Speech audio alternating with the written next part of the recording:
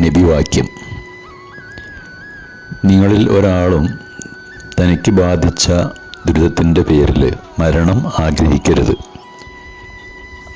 മറിച്ച് അവൻ ഇപ്രകാരം ലോകസൃഷ്ടാവായ തൻ്റെ ദൈവത്തോട് പ്രാർത്ഥിക്കട്ടെ: എനിക്ക് ജീവിതമാണ് ഉത്തമമെങ്കിൽ നീ എന്നെ ജീവിപ്പിക്കണമേ, അതല്ല മരണമാണ് ഉത്തമമെങ്കിൽ നീ എന്നെ മരിപ്പിക്കണമേ. ലോകാരോഗ്യ സംഘടനയുടെ കണക്കുകൾ പ്രകാരം ഓരോ വർഷവും ശരാശരി ഏകദേശം 8 ലക്ഷത്തോളം ആളുകൾ ആത്മഹത്യ ചെയ്യുന്നുണ്ട്.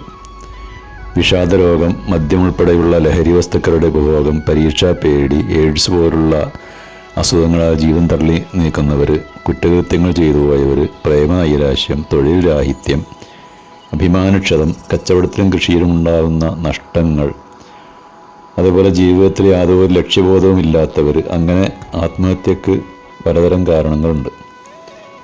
ജീവിതം പ്രതിസന്ധിയിൽ അകപ്പെടുമ്പോൾ മരണം ആഗ്രഹിക്കുന്നത് ഒന്നിനും ഒരു പരിഹാരമല്ല. പ്രശ്നങ്ങളും പ്രതിസന്ധികളും പരിഹരിക്കാനുള്ള വഴികൾ ചിന്തിക്കുകയാണ് വേണ്ടത്.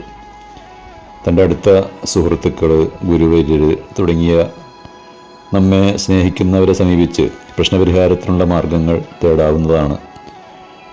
ചെറിയ പ്രതിസന്ധി വരുമ്പോഴേക്കും അതിനെ അതിജീവിക്കാനോ ബദൽ മാർഗം ആലോചിക്കാൻ പോലുമോ തയ്യാറാകാതെ ആത്മഹത്യയിൽ അഭയം തേടുകയും പ്രശ്നങ്ങളിൽ നിന്നുള്ള മോചനം അതിലൂടെ ലഭ്യമാകുമെന്ന് വിശ്വസിക്കുകയും ചെയ്യുന്നവർ തികച്ചും ദുർബലരാണ്, ബലഹീനരാണ്, ബുദ്ധിപൂർവ്വം പ്രവർത്തിക്കാത്തവരുമാണ്.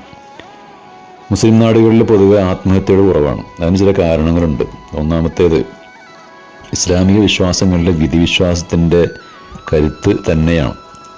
തൻ്റെ ജീവിതത്തിൽ സംഭവിക്കുന്ന ഏതൊരു നന്മയും തിന്മയും ലോകരക്ഷിതാവായ ദൈവത്തിൽ നിന്നാണെന്ന ഉറച്ച വിശ്വാസം അതിൻ്റെ അനുയായികൾക്ക് തെല്ലൊന്നുമല്ല ആശ്വാസം നൽകുന്നത്.